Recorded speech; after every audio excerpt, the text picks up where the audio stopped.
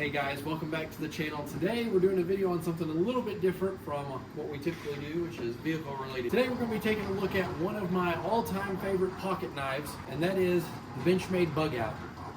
So let's take you over to the bench so you can get a closer look at it. So this right here is one of my favorite knives that I've ever owned and ever had the pleasure to carry. Something I carry with me almost every day. It goes in and out of rotation with an Osborne 940, which is also a Benchmade knife. But, you know, a knife is something I have, as far back as I can remember, always carried. I can remember Dad had a buck folding knife with wood scales and brass ends on each end. And I can remember my grandparents had actually got me one that was very similar to his. And boy, I thought that was just pretty cool. I mean, I was young. I was really young.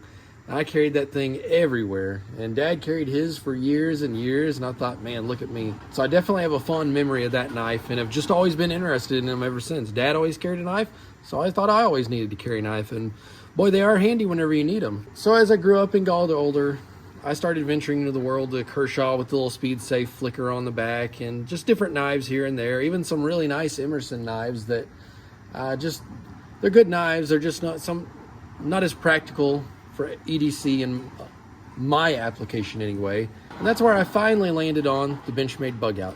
So let me tell you a little bit about this knife and why I like it so much. So this knife right here is super lightweight. This is one of the lightest knives that I've ever carried. It has, of course, the axis lock, so you can open it with the thumb stud like this. Real smooth action. The axis lock is right here. It's just spring loaded. You can do it with one finger on one side or the other side. And what happens is it'll drop closed on you. So that's how you close it. You have to release the spring or else it won't close.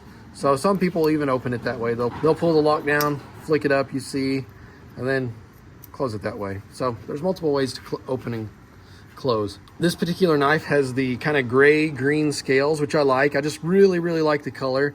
And then it has I don't know what the coating on the blade is necessarily. It's an S30V stainless steel. So this is, for any of you guys that do know anything about steels, this is a pretty good steel. It'll hold the edge retention is good. It's pretty easy to sharpen, which is something you definitely want out of a pocket knife, because, you know, a pocket knife has to be used in many tasks, even outside what a lot of us expect of cutting. A lot of times a pocket knife has to be a tool, and that's where your steel matters. I'm not one of those guys that everything of mine has to be crazy, stupid, razor sharp, because I know that this knife is going to be doing more than just opening packages or cutting paper, doing, you know, the paper cutting test. A knife sometimes has to be pressed into service to scrape wood or cut different types of material, such as wood. Opening things sometimes. I mean, heck, there's a lot of applications that you can use for a pocket knife whenever you're out in the field and don't have too many other resources at your hand. So that's where a good steel matters, and honestly why I'm not too worried about keeping this thing stupid sharp,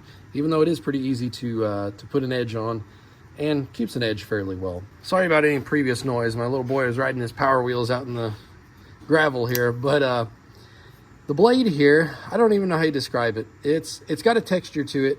It's almost like bed liner, but it's not quite as coarse, but you can see there's definitely some texture there, and it looks good, it feels good. I really like it, and it complements the color of the scales too. So you see it's kind of got a brass golden thumb stud there.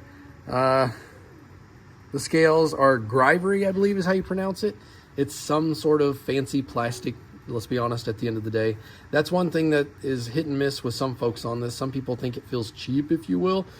But you got to think about it. That's the compromise in a way that you have to make if you want something that's super light and disappears in your pocket, is that you're going to have to use plastic or something somewhere to reduce the weight of the item.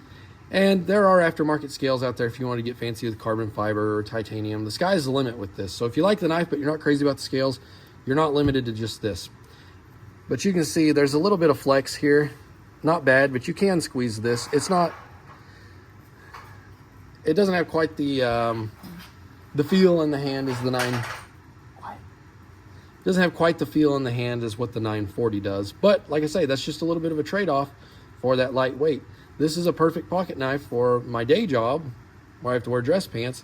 This really disappears in the pocket. Or if I'm wearing some lightweight shorts during summertime, once again, this just disappears in the pocket. Easy to carry, nice to carry. You can see it's got a little loop down here for if you want to put a lanyard on it or some paracord or something of that nature. And looking on the back here, it's got a deep carry pocket clip. So that is really nice. It'll ride all the way up to here to where you can just barely see the tip of that thing sticking out right there. Benchmade, in case you don't know, is a USA company, and they are made in USA. So some people may look at the price and gripe a little bit, because they are expensive knives, I'll be honest with you. But they're made in the USA, so that's where a lot of that cost comes in. Plus, they use good materials. They don't skimp on the materials. Like I say, that S30V blade, that's not cheap. The style of blade, while we're at it, is a drop point blade. So this is a very nice style of blade. It's very good for, well, its job, cutting.